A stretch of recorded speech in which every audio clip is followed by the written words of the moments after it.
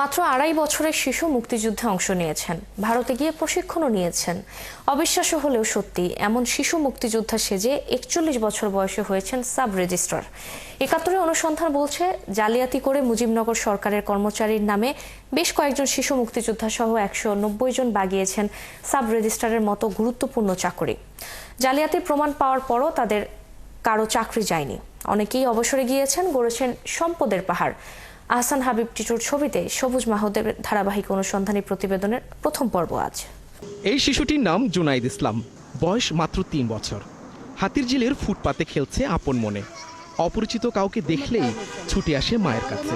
ও যখন খিদা লাগে তখন বলে যে মা মা ভাত ভাত দেন বা খিদা লাগছে, এগুলো বলতে পারে না। ৩ বছর বয়সী জুনাইদ ইসলাম সারাক্ষণ খেলায় ব্যস্ত, নেই বাস্তব জীবন সম্পর্কে কোনো ধারণা, এখনো পুরোপুরি কথা শেখেনি।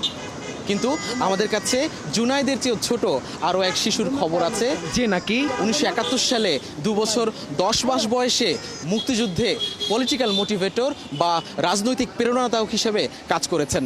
চলুন তার সাথে পরিচিত হই। এই সেই মোহাম্মদ ফারুক, যিনি মুক্তিযুদ্ধে অংশ নেয়ার দাবিদার। ১৯৭১ সালের ২৬শে মার্চ যার বয়স ছিল মাত্র ২ বছর ১০ মাস। জুনাইদের মতো ৩ বছর বয়সী শিশুরা যখন মায়ের কোল ছাড়তে পারে না, তখন ওই অবস্থায় মোহাম্মদ ফারুক নাকি ভারতের কুচবিহারে গিয়ে মুক্তিযোদ্ধা ক্যাম্পে প্রশিক্ষণ নিয়েছেন।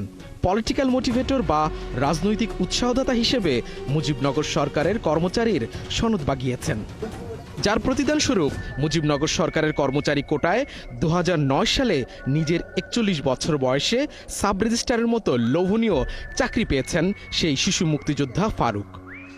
এটা কিভাবে সম্ভব?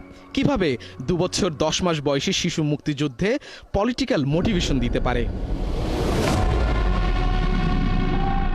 মোহাম্মদ ফারুক এখন পটুয়াখালী সদর উপজেলার সাব রেজিস্ট্রার হিসেবে কর্মরত আছেন। ফারুকের মুখোমুখি হতে ৭১ অনুসন্ধানের যাত্রা দক্ষিণের জেলা পটুয়াখালী।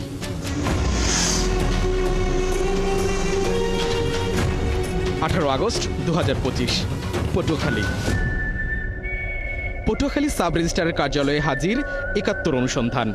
পুরো অফিস খুঁজে মোহাম্মদ ফারুককে পাওয়া যাচ্ছে না, এজলাসও ফাঁকা।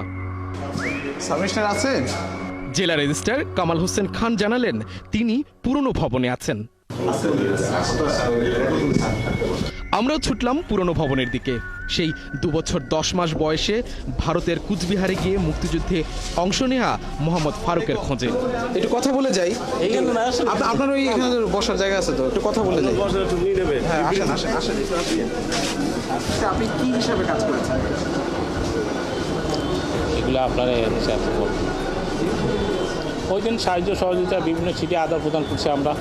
হ্যাঁ, তাদের খাবার নিয়ে দিচ্ছি। যেখানে চাকরি পেয়েছেন সেই নথিতে তো আপনার একটা ডেজিগনেশন দেওয়া আছে, সেই ডেজিগনেশনটা কি? কি মোটিভেশন করেছেন? একটু মনে করেন যে আপনি এই মোটিভেশনটা যুদ্ধের সময় দিয়েছেন।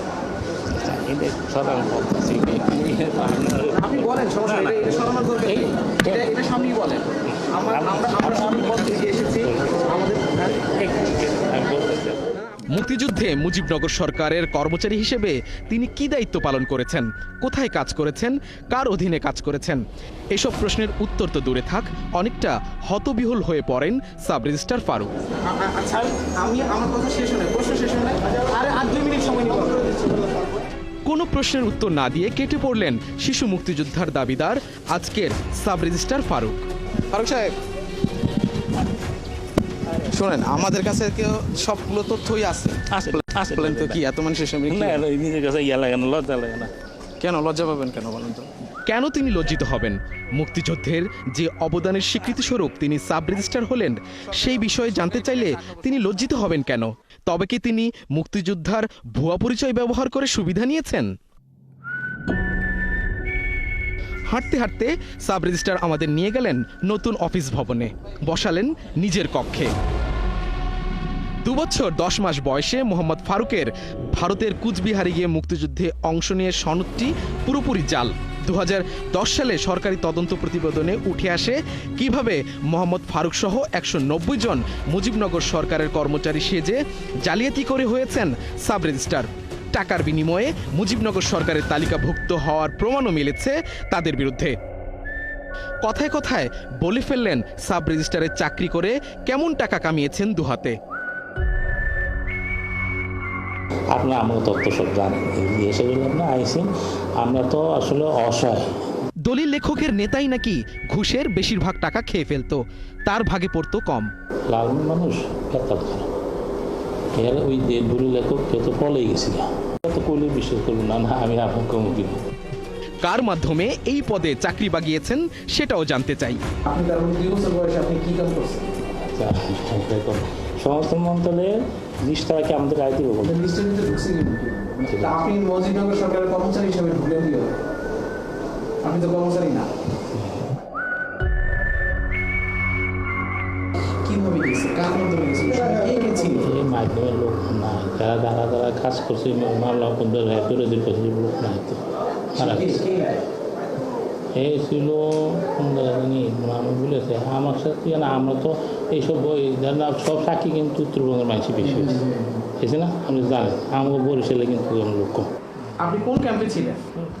মোহাম্মদ ফারুককে মুক্তিযুদ্ধ বা মুজিবনগর সরকার নিয়ে আবারও প্রশ্ন করলে তিনি আবার কোনো উত্তর না দিয়েই চেয়ার ছেড়ে চলে যান। এবার সাব রেজিস্ট্রার মোহাম্মদ ফারুকের স্থায়ী নিবাস ভোলার চরফ্যাশনের উদ্দেশ্যে ৭১ অনুসন্ধান। দুলারহাট বাজারেই তার বহুতল বাড়ি। আমরা মোহাম্মদ ফারুকের স্ত্রীর সাথে দেখা করতে চাই, জানতে চাই মুক্তিযুদ্ধে তার স্বামীর অবদান সম্পর্কে তিনি কি জানেন। ও ফারুক সাহেবের ওয়াইফ আছেন? হ্যাঁ আছে। আমরা একটু ওনার সাথে কথা বলি। আসুন। প্রথমে বাসায় থাকার কথা স্বীকার করলেও সাংবাদিক পরিচয় পেয়ে আর দেখাই করলেন না। আমার আপু তো বাসায় নেই। কাউকে না পেয়ে ঝর্ণা বেগমের কাছে জানতে চাই তার দুলাভাইয়ের মুক্তিযুদ্ধের অবদান সম্পর্কে। আপনার দুলাভাই মুজিবনগর সরকারের কর্মচারী ছিল, এটা আপনারা জানেন? কোথায় মুক্তিযুদ্ধের সময়? মুক্তিযুদ্ধের সময় আমার দুলাভাইয়ের বাবা ছিলেন, দাদা ছিলেন, ওনারা ছিলেন, আমার দুলাভাই ছিলেন না। সত্যি কথা আমার কাছ থেকে পাইবেন। তার দুলাভাই নাকি উত্তরাধিকার সূত্রে মুক্তিযোদ্ধা হয়েছেন। আপনার দুলাভাইয়ের বাবা কি মুক্তিযোদ্ধা ছিল? ওনার নাম কি? দাদা ছিল, বাবা ছিল। বাবা মুক্তিযুদ্ধ হলে কি সন্তান হয়ে যায়? শেখ মুজিবুর রহমান যদি রাষ্ট্রপতি হয়ে থাকে, শেখ হাসিনাও তো রাষ্ট্রপতি, তাহলে আমার দুলাভাই হবে না কেন? কেন হবে? কেন হবে না? কেন হবে না? সাব রেজিস্ট্রার হওয়ার পর তার দুলাভাই মোহাম্মদ ফারুকের জীবন যে পাল্টে গেছে সেটাও জানালো ঝর্ণা বেগম। ভাতও ছিল না ঘরে, ভাত খাইবে কোথার থেকে, তারপরে লুজিং ছিল। লুঙ্গিটা সিরা যখন থাকতো তখন আমরা বলতাম আপনি বাবা মার জন্য, ভাই বোনের জন্য, সবার জন্য নিয়ে দিয়ে দিবেন। যার ঘরে ভাত ছিল না, ছেঁড়া লুঙ্গি পরতে হতো, সাব রেজিস্ট্রার হওয়ার পর কয়েক বছরের ব্যবধানে সেই ফারুকের আজ বহুতল বাড়ি হয়েছে, গাড়ি হয়েছে, ঢাকায় ফ্ল্যাট কিনেছে। চরফ্যাশনের বারেক মাওলানা বাড়ির এই বাগান বাড়িটির মালিক মোহাম্মদ ফারুক শুধু নিজের নামে নয়, স্ত্রীর নামেও গড়েছেন সম্পদের পাহাড়। স্বজনরা জানালেন রাজনৈতিক যোগসূত্র আর টাকার বিনিময়ে এই সুবিধা বাগিয়েছেন ফারুক। নগর হাই স্কুলের শিক্ষকতা করছে, সেখান থেকেই সে মূলত এই মুজিবনগরের কর্মচারী কিভাবে হয়েছে এটা আমাদের জানা নাই। তবে শুধু এটুকু যেটা আমি স্পষ্ট করতে চাই যে আমরা আমলি পরিবারের লোক এবং আমাদের ফ্যামিলিটা মুক্তিযুদ্ধের ফ্যামিলি, তো এই সুবিধাটা সে পাইতে পারে। চাকরিদাতা ও গ্রহীতা দুই পক্ষেরই বড় স্বার্থ জড়িত ছিল বলেই মুক্তিযুদ্ধের মতো স্পর্শকাতর ও মর্যাদা সম্পন্ন পরিচয়ের অপব্যবহার করে ব্যবসা হয়েছে। যারা সরাসরি এটার সুবিধাভোগী তাদের যেরকম জবাব দিয়ে নিশ্চিত করতে হবে, পাশাপাশি যারা সুযোগটা করে দিয়েছিল তারাও এর জন্য সমানভাবে দায়ী এবং তাদেরকেও এটা বিচার আওতায় আনতে হবে। এটা হচ্ছে এক। আর দ্বিতীয় হচ্ছে যে এই যে পরিচয়টা বহন করে চাকরিটা বা সরকারি পদে নিয়োগপ্রাপ্ত হয়ে বিভিন্নভাবে যে অনিয়ম দুর্নীতি করেছে, অবৈধ সম্পদের মালিক হয়েছে, সেটা তো আরেক দফা বহুমাত্রিক অপরাধ। মুজিবনগর সরকারের কর্মচারী হিসেবে চাকরি পাওয়া ১৯০ জন সাব রেজিস্ট্রারের বিষয়ে নিবন্ধন অধিদপ্তরের কাছে জানতে চাইলে এ বিষয়ে আনুষ্ঠানিক কোনো বক্তব্য দিতে রাজি হয়নি কর্তৃপক্ষ। অভিযুক্ত সাব রেজিস্ট্রারদের বর্তমান অবস্থা, কে কোথায় আছেন, কার বিরুদ্ধে কোনো শাস্তিমূলক ব্যবস্থা হয়েছে কিনা এমন তথ্য চেয়ে নিবন্ধন অধিদপ্তরে আবেদন করলে উত্তরে অধিদপ্তর জানায় প্রজ্ঞাপন ব্যতীত কোনো তথ্য সরবরাহ করা সম্ভব হলো না। আইন মন্ত্রণালয়ের বিনা অনুমতিতে কোনো তথ্য প্রদান সমীচীন নয়।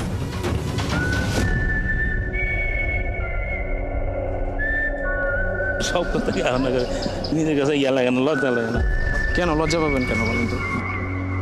শিশু মুক্তিযোদ্ধার দাবিদার সাব রেজিস্ট্রার মোহাম্মদ ফারুক 2-1 বছরের মধ্যে চাকরি থেকে অবসরে যাবেন। মুজিবনগর সরকারের কর্মচারী সেজে জালিয়াতির মাধ্যমে নিয়োগপ্রাপ্ত মোট 190 জন সাব রেজিস্ট্রারের অনেকেই নির্বিঘ্নে চাকরি জীবন শেষ করেছেন। কেউ কেউ এখনও চাকরিতে বহাল আছেন। আর সব জেনেও নির্বিকার নির্লিপ্ত রাষ্ট্র ও প্রশাসনের হর্তাকর্তারা। উৎকোচের বিনিময়ে মাত্র 2 বছর 10 মাস বয়সী শিশু মোহাম্মদ ফারুক বনে গেছেন মুজিবনগর সরকারের কর্মচারী। এভাবেই প্রবঞ্চকের দল মহান মুক্তিযুদ্ধকে অপব্যবহার করে নিজেদের স্বার্থ হাসিল করেছে। খোদ সরকারি তদন্তেই আরও 15 বছর আগে এগুলো প্রমাণিত হয়েছে, কিন্তু কাজের কাজ কিছুই হয়নি। অধিকাংশ অভিযুক্ত সাব রেজিস্ট্রার শেষ বয়স পর্যন্ত চাকরি করেই অবসরে গেছেন। এ যেন মিথ্যেরই জয়। সবুজ মাহমুদ, 71, পটুয়াখালী।